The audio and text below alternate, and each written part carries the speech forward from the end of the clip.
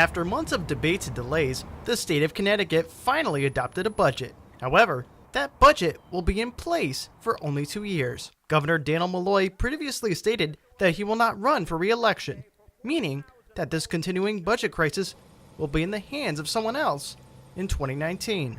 That crisis could be resolved by Middletown Mayor Dan Drew, who already announced his candidacy for Connecticut governor earlier this year and will be representing the Democratic Party. When you get to put your hands on a problem and solve it and then see the effects of it in people's lives, it's very gratifying. A graduate of UConn and Columbia University, Dan Drew was elected mayor of Middletown on November 15, 2011, at the age of 30. His focus has always been jobs, a strong economy, and families. During his tenure, he has cut Middletown's unemployment in half by making an effort to attract new businesses, of which several hundred have already opened since his election.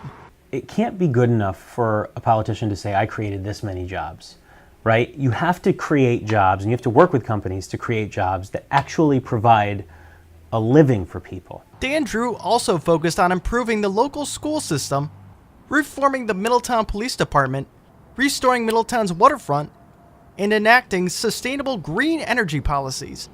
Dan is also a member of the Community Renewal System and developed a welfare to work program to give single mothers the opportunity to improve their lives through job training and placement.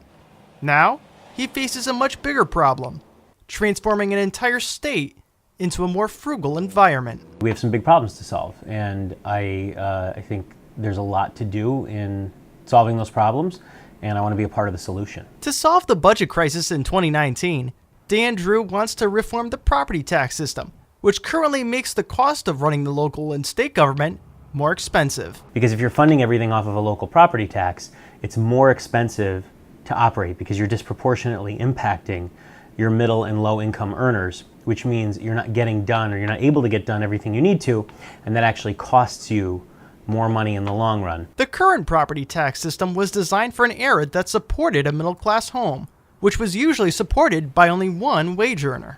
In today's world, it's still a struggle for two incomes to support a middle-class home. In addition to reforming the property tax system, Dan Drew wants to legalize and tax recreational marijuana and bring back tolls to the state highways. You can drive all along the East Coast, and one of the only states you're going to drive through for free is Connecticut. We have a tremendous amount of out-of-state traffic, from trucks shipping goods, from people driving through, and if we don't have tolls on our highways, then it means that you and I and everyone else as Connecticut taxpayers are essentially subsidizing their travel over our roads.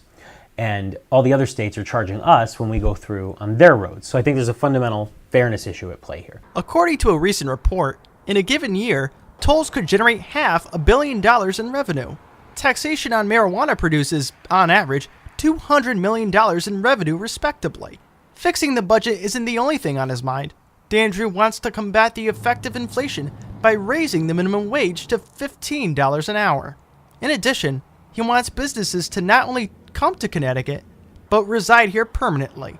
To achieve that, he wants to invest in public education. But I think the goal should be that tuition, not necessarily room and board, but tuition at our public institutions of higher education, community colleges and four-year universities, should be tuition free. By making higher education free at the public level, we would be tailoring degree programs in universities to where industry needs would be met in the future. As a result, this would increase an indispensable workforce that would make companies want to come to Connecticut because of the trained workers. Now, statistics have shown that there are now more millionaires and even billionaires in Connecticut than there were, say, a few years ago. Now, if elected governor of Connecticut, Dan Drew would demand that the wealthy pay their fair share and increase their income tax rate. For MXCC News, I'm Andrew Massey.